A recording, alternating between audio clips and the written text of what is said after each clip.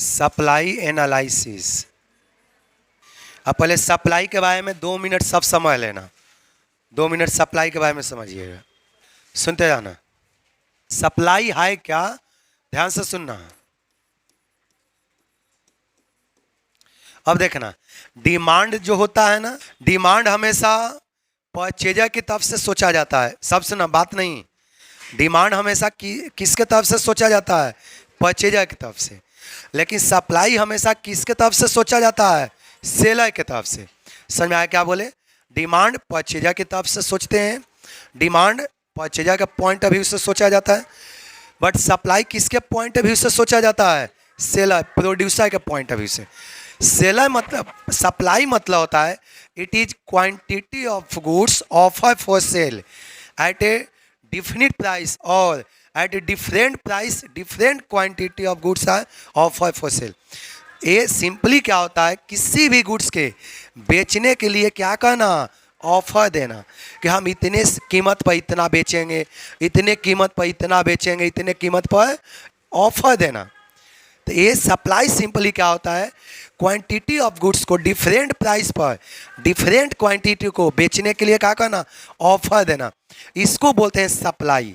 जैसे इतना देखा करो, मान लेते हैं कि यहाँ पर प्राइस है, यहाँ पर क्या है, क्वांटिटी सप्लाई है।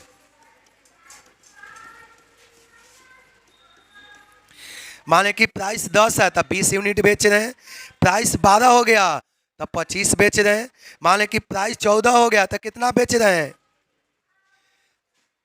डिमांड के केस में उल्टा रिलेशन होता था, बट यहाँ पर डायरेक्ट रिलेशन। बताने कि किसके तरफ से सोचा जाता है, इसीलिए पहले बोले थे स्टार्टिंग में ही कि किसके तरफ से सोचा जाता है, सेलर की तरफ से। और डिमांड में किसके तरफ से सोचा जाता है, परचेजर की तरफ से। तो सेलर को क्या चाहिए, जितना कीमत होगा उतना ही बेचेगा। परचेजर को तो, सेलर को तो प्रॉफिट चाहिए ना, कीमत बढ़ेगा तो प्रॉफिट होगा। समझ में आ गया? यदि कीमत घटेगा तो सेल ये भी घटेगा। तो ये समझ में आ गया। सप्लाई मतलब होता है it is quantity of goods offer for sale at different price different quantity. देखो, डिफरेंट प्राइस पर डिफरेंट क्वांटिटी ऑफर कर रहा है। 10 रुपया पर 20 यूनिट कर रहा है, 12 रुपये पर 25 कर रहा है, इतने पर इतना कर रहा है। सबको समझ में आ गया? देखिएगा, सप्लाई कब जो होता है हमें कैसा होता है आपका, अपवर्ड स्लोपिंग। सप्लाई कब हमेशा कैसा होता है आपका, अपवर्ड स्लोपिंग। देखा करो, प्राइस यदि बढ़ गया तो देखो सप्लाई भी क्या हो गया, बढ़ गया। हमें ये सब अभी डायग्राम हम आपको बताएंगे, ये अपवर्ड स्लोपिंग को दिखाता है। क्यों, कोई पूछे क्यों, तो इसका मेन रिलेशन है प्राइस और क्वांटिटी के बीच में डायरेक्ट संबंध। डायरेक्ट संबंध क्यों होता है, क्योंकि यहाँ पर सेलर को केवल प्रॉफिट चाहिए।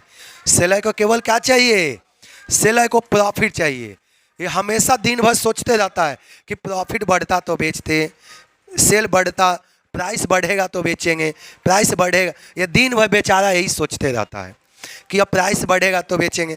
यही कारण होता है कि जैसे जैसे कीमत बढ़ता है वैसे वैसे सप्लाई भी क्या होता है आपका, बढ़ते जाता है। ये सबको सप्लाई समझ में आ गया? चलिए इसको लिखना। Determining factors affecting supply of goods. चलिए इसका पहला फैक्टर में लिख लो, लिखना स्टार्ट करो। प्राइस ऑफ गुड्स सप्लाई को अफेक्ट करता है कि नहीं? आप ये लोग चलो जल्दी जल्दी बताते चलो। करता है, किस तरह से? चलिए ठीक, डायरेक्टली अफेक्ट करता है। कैसे अफेक्ट करता है?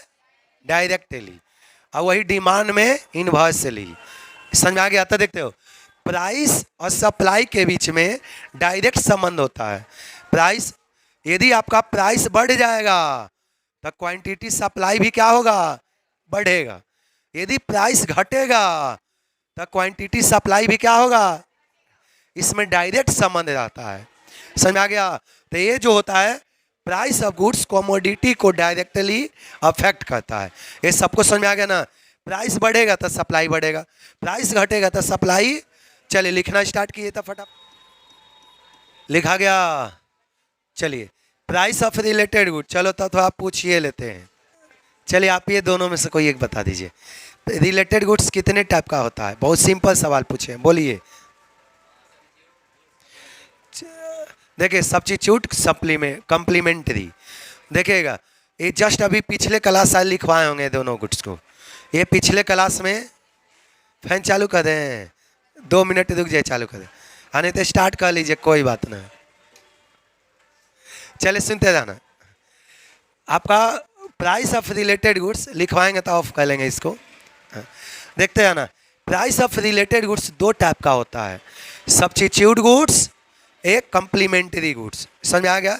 सुनते जाना, ये तो अभी लिखवाए होंगे पिछले क्लास।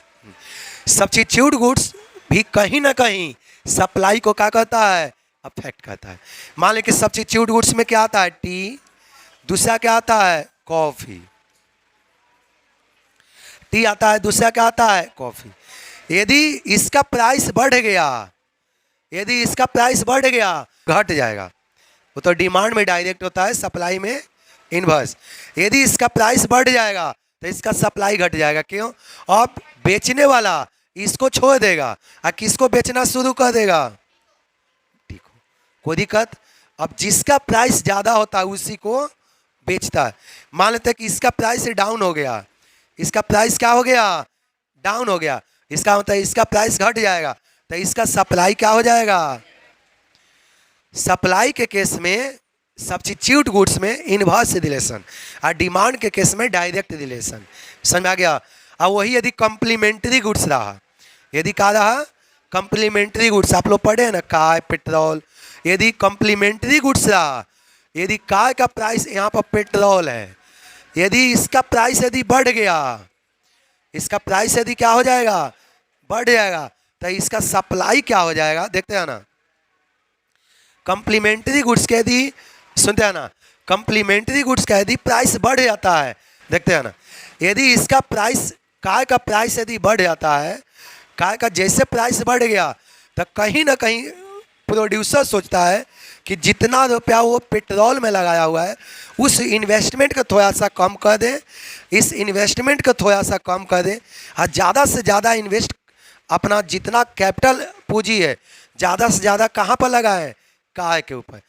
क्यों? क्योंकि पेट्रोल का प्राइस बढ़ रहा है। ठीक, जैसे पेट्रोल का यदि देखना, ये एक बार फिर से समझाए, इसका प्राइस यदि बढ़ गया, इसका प्राइस क्या हो गया, बढ़ गया, तो जो मान लें कि पेट्रोल बेचने का आपका जितना इन्वेस्टमेंट, पेट्रोल पर आप 100 करोड़ इन्वेस्ट किए हैं, पेट्रोल पर आप कितना इन्वेस्ट किए हैं, 100 करोड़, इसका प्राइस बढ़ गया, तो कहीं ना कहीं इन्वेस्टर सोचता है कि इसका जो इन्वेस्टमेंट 100 करोड़ है इसमें थोड़ा सा डाउन किया जाए और इस इन्वेस्टमेंट को कहाँ पर कर दिया जाए।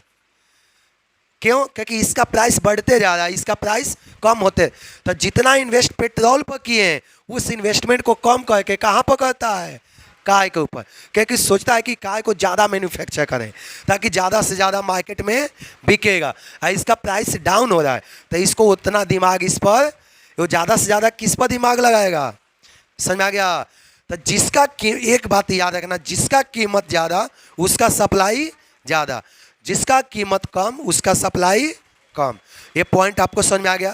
तो रिलेटेड गुड्स भी कहीं ना कहीं सप्लाई को क्या करता है, अफेक्ट कर देता है। चलिए लिख